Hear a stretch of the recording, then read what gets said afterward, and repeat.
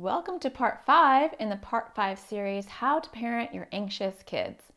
In this final part, we are going to be talking about 5 things that parents do that unfortunately can make anxiety worse. You don't want that to be you. So stay tuned, that's what's up next.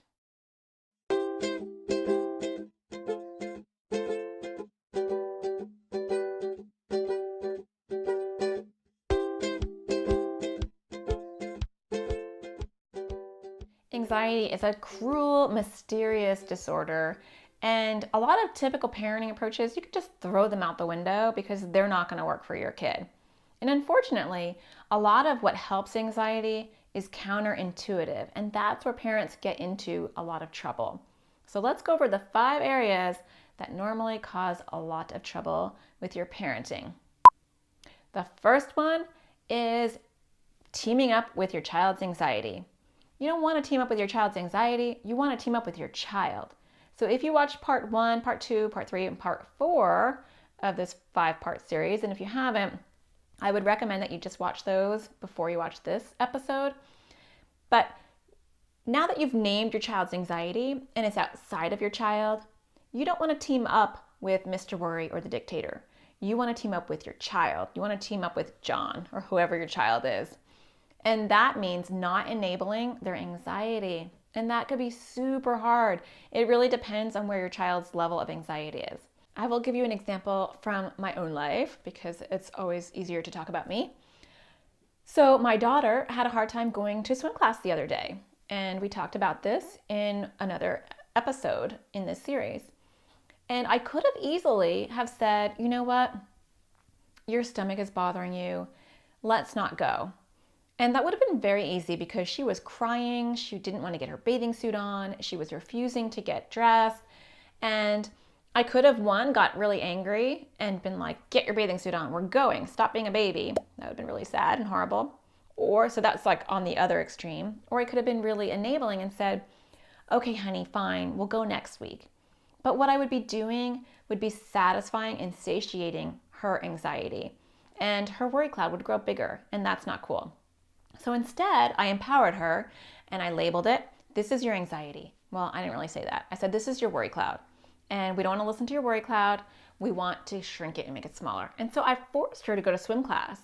But along with me forcing her, I talked about green thoughts and I talked about a challenge prize that she can get. And I boosted her up as I was having her face her fears. And even this morning when I was driving her to preschool, she said, I'm so brave. Yesterday, I squashed my worry cloud. And she felt empowered. And she was talking about this just spontaneously to herself in the back of this car while we were driving to school. That's pretty cool.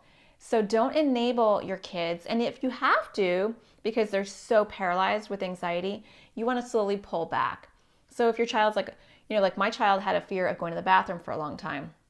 It's always something, I swear. So I wouldn't go all the way in with her. I would say, okay, I'll walk up and I'll walk you to the bathroom, but then I'm going to stand in the hall. You want to do the least amount possible so that their anxiety is like at a 5 on a 1 to 10 scale. If it's at a 10, it's cruel to not help them. You want it to be at a 5. So that is tip number 1. On to number 2.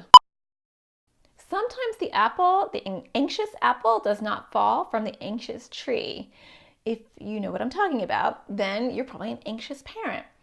Normally, I don't want to say normally, but a lot of times there is an anxious parent behind an anxious child. Not always, but sometimes. And in error number 2, sometimes parents put too much of their own emotion onto their child's anxiety. And so if you are over sympathizing with your child and you're over personalizing your child's anxiety, which I know is really hard not to do, it doesn't help your child. Because unfortunately, we have to be our child's anchor. We have to stay strong and have a poker face. So when our child is crumbling, we are the rock. If we're crumbling and they're crumbling, they will never learn how to be a rock. So teach your child to be a rock by modeling it. I know that's hard, but that's tip number 2. On to number 3. Okay, so mistake number 1 and number 2 are all about sympathizing and being a little bit too understanding. Mistake number 3 is the opposite end because we have parents of all different flavors and Some are more punitive with anxiety. So if you think you can punish anxiety out of your child, good luck. It's not going to work. It's going to make it worse. Punishing doesn't help anxiety. If it's typical behavioral issues, which anxious kids have as well, do your typical parenting thing. If it's anxiety, they're not going to sleep because they're afraid. Normally reinforcers are much better than punishment. So that's mistake number 3. On to number 4. Anxious kids are sponges and spies. They want to know everything and they want to hear everything. So you may think your child's not hearing you, but they are. If they're anxious, their ear is to the wall because they want to know what's happening in life. They're very curious because it's part of their survival. So be careful. So mistake number 3, or am I at 4? Mistake number 4 is about talking in front of your child or near your child about things that are going to provoke anxiety. Anything can really provoke anxiety, but there are some pretty big ones that we don't have to talk about. So if you know there's a trigger that is going to really upset your child, like someone dying or someone breaking into someone's house, anything like that they don't really need to survive, be aware. Filter what you say and filter what you watch in front of your anxious kids. They don't have to live in a bubble, but they also don't have to be served up things to be anxious about because they do such a wonderful job as it is. On to the last one, number 5. A lot of parents have a wait and see approach with anxiety, and that is the biggest mistake. And that's why we're saving it for the end, because anxiety doesn't go away. A lot of times parents want to be in denial because it's upsetting to see your child have anxiety. And unfortunately, sometimes pediatricians will kind of encourage that, oh, it's just hormonal, or oh, I think she's just getting her period, or oh, it's just a stage. That's what, 3-year-olds or 4-year-olds or 5-year-olds look like. And they're like clear signs of generalized anxiety disorder. So do yourself a favor and be proactive. Give your child these skills before it gets out of hand. And don't have a wait and see approach. If there's something that is impeding your child's social or emotional development or their overall happiness, if they're avoiding things that normally they would like to do, but their anxiety is holding them back, or if you're enabling them so much that you're having to do a lot of stuff around the house that an average kid could do, get them help.